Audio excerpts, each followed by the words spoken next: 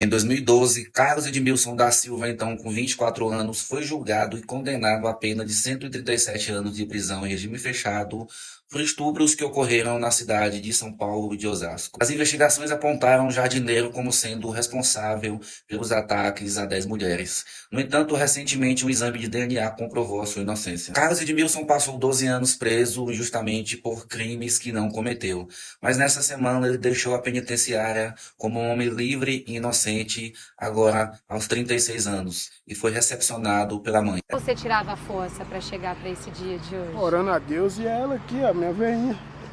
Ela que me dava força para todos os dias suportar. Essa história é mais um triste exemplo de como a falha no sistema judiciário pode resultar em uma condenação injusta. Durante todo esse tempo, Carlos teve sua liberdade tirada e sua reputação manchada, tendo que pagar por um crime que não cometeu. Infelizmente, ele não é o único nessa situação no Brasil. Por 12 anos, Dona Ana visitou o filho, mês a mês.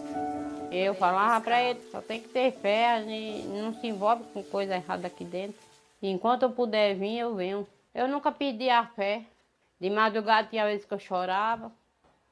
Passei de tomar, beber cachaça, de desgosto. Dentro da cadeia, Edmilson aprendeu a fazer crochê. Esse aqui tudinho foi ele que fez. Eu trazia de lá e vendia. Isso ajudou vocês a se sustentarem nesses ajudou. anos. Em muitos casos, o preconceito e a falta de provas concretas e até mesmo a pressão por resultados rápidos podem levar à condenação de pessoas inocentes. E é por isso que é preciso que a justiça seja feita de forma justa e imparcial, para garantir que apenas os verdadeiros culpados sejam punidos. A sociedade também tem um papel importante nesse processo. Muitas vezes nós apressamos em julgar e condenar alguém sem ter todas as informações necessárias. Não podemos permitir que o linchamento moral e cultural do ódio prevaleçam.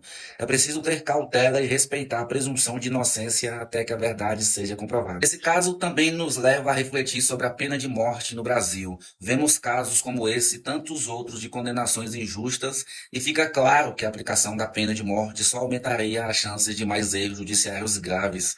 Além disso, acreditar na pena de morte significa acreditar que o sistema judiciário é infalível, o que não é verdade. Com base principalmente nesta única foto, 12 promotores apresentaram as denúncias. Um deles, Wagner dos Santos Queiroz, defendeu assim o reconhecimento de Edmilson.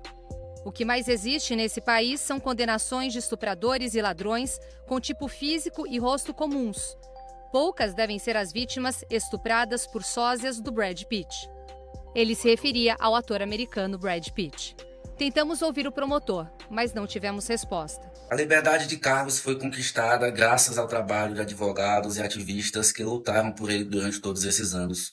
Mas não podemos esquecer que o trauma e o sofrimento que ele e sua família passaram não podem ser reparados. E por isso é preciso que sejam tomadas medidas para evitar que casos como esse voltem a acontecer. Agora, com 37 anos, Edmilson não voltou para o bairro onde morava. Lá, ele ainda é visto como um estuprador. E até ele se recuperar, vai ser difícil. Tá construindo na família dele, destruiu tudo. Destruiu tudo. Quem sofreu foi eu, pobre, preto, favelado. Quem sofreu foi minha família. Como é que estão seus planos daqui para frente? Trabalhar. Tentar buscar o tempo perdido.